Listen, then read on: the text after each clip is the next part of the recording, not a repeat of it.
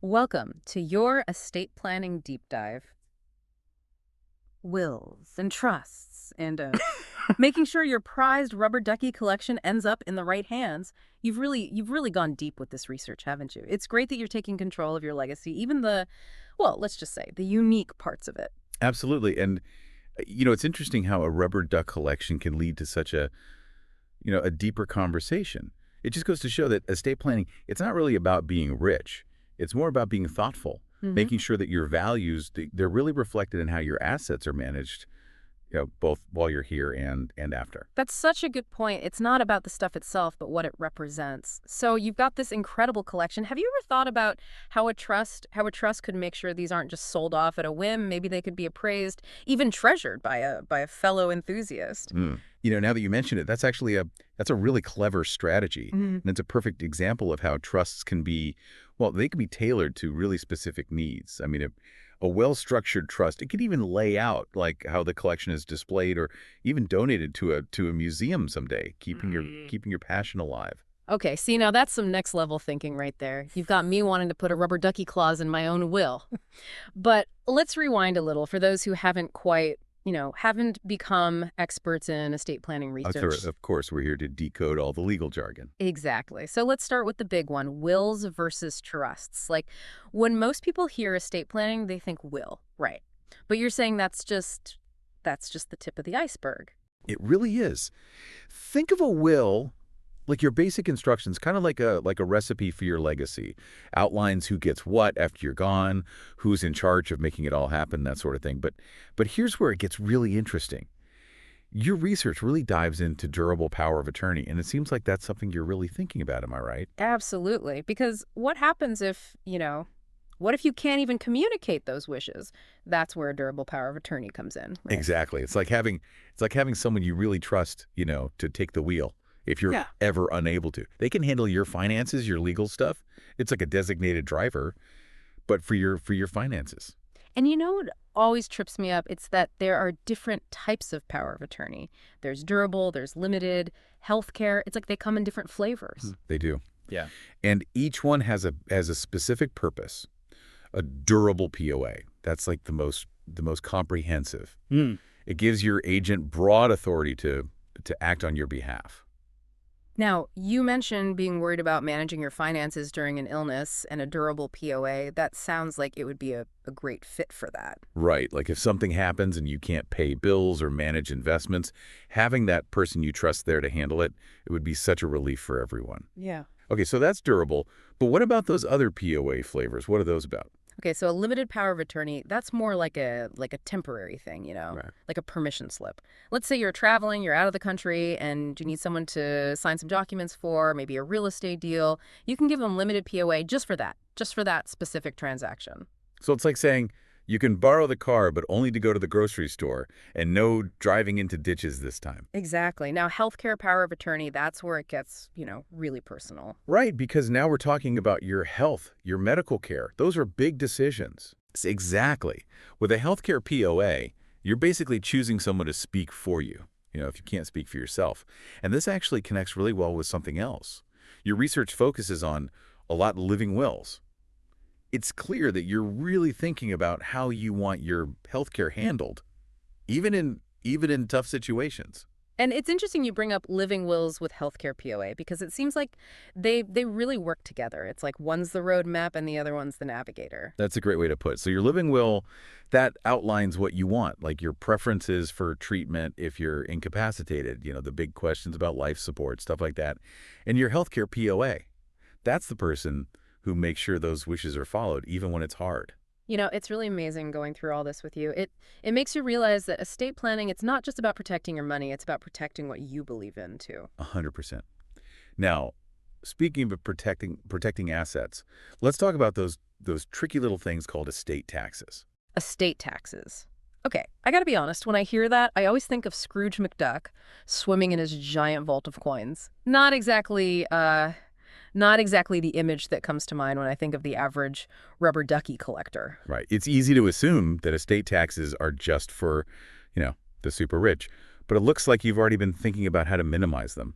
Smart. It's like playing a game, a strategy game. making sure your assets end up exactly where you want them to. Exactly. So even if we're not exactly rolling in dough, why is it so important to understand how these estate taxes work?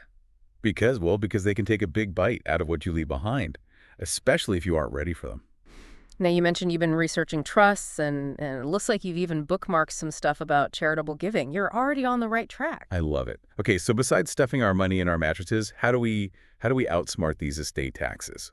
Well, you've already found one of the best ways trusts. They're like those magic chests in fairy tales. You know, put something valuable in and it's protected from everything, really, even estate taxes sometimes. Seriously, so setting up a trust, that can actually lower how much you owe in estate taxes. Yeah, it definitely can, especially if it's set up in a strategic way. Yeah. You even mentioned irrevocable life insurance trusts in your research, which is, wow, that's impressive.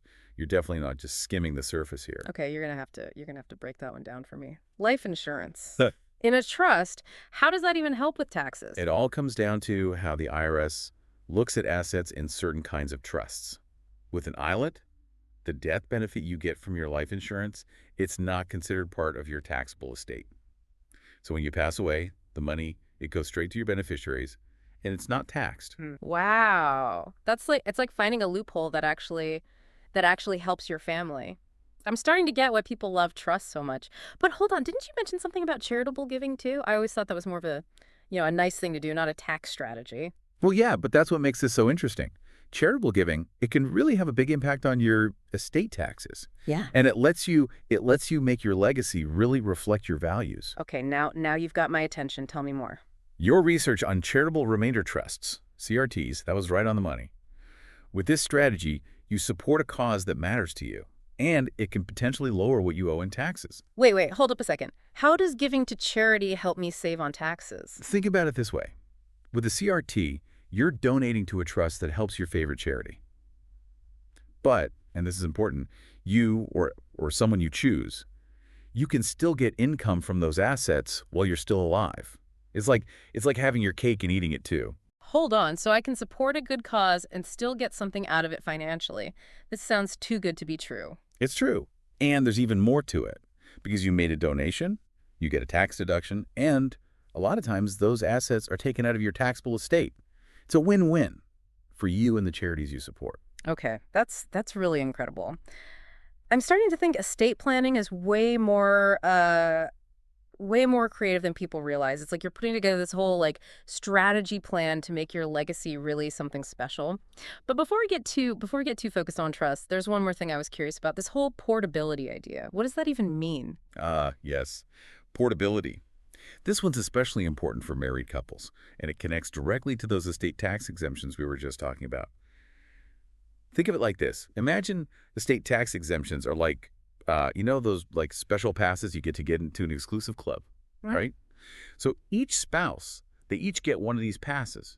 Yeah. Now, if one spouse dies and they didn't use their pass, portability lets the surviving spouse, it lets them take it. It's like getting two passes for the price of one. Okay, I'm really liking this analogy thing today. So instead of some fancy club, we're talking about passing on, millions of dollars tax-free. That's a huge deal, especially for couples with, more complicated estates. Exactly. It's like this hidden level in your estate plan, and it unlocks even more benefits for the people you love.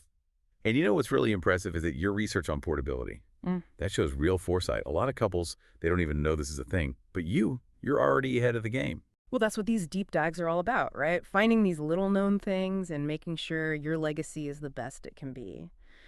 But, with all this talk about trusts and taxes and all that, something you said earlier really stuck with me. You said that estate planning, it's not just about protecting your money, it's about protecting what you believe in. That's so true. And it's really inspiring to see how much you've thought about that. Those living will excerpts you shared, those aren't just, papers. They're making sure that your voice is heard no matter what. It's like you're writing the last chapter of your story, right? And not in a bad way, but in a way that really shows who you are and what matters to you. And it makes me realize how important those healthcare directives are. It doesn't matter how old you are or how healthy you are right now, they matter. Absolutely. We never know what the future holds. Yeah. And those documents, they give so much peace of mind for you and for your family. It's about knowing that even when it's hard, your wishes for your medical care, they'll be respected. So if there's one thing I hope our listeners take away from this today, it's this. Don't wait. Start planning. Talk to your loved ones. Talk to an expert. Get those documents in order. Couldn't have said it better myself. Estate planning, it's not about trying to guess the future. It's about facing the future with a plan that really shows who you are. I love that. It's like you always say, estate planning isn't about being rich, it's about being thoughtful. And on that note, here's something for everyone listening to think about as you keep exploring this. If you could give a gift to the world, what would it be? And how can your estate plan help you give that gift? Until next time, happy planning, everyone.